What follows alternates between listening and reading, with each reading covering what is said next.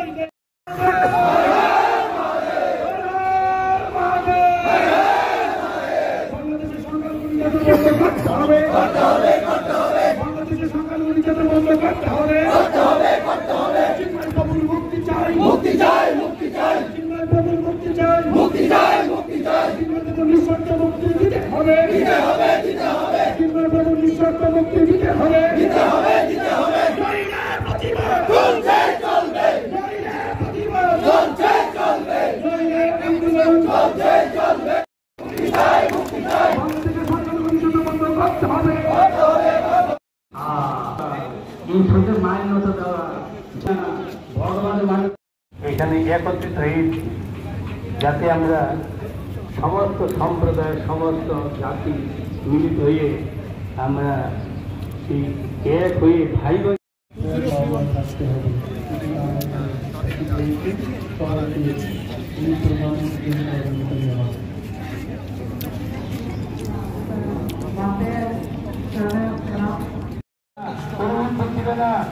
ভজন করে শান্তি করে জীবন লাভ করে স্বাস্থ্য করে জীবনকে ধন্য করুন, আদর্শ মনুষ্য লাভ করুন। আমি এই বলে এখানে যাচ্ছি।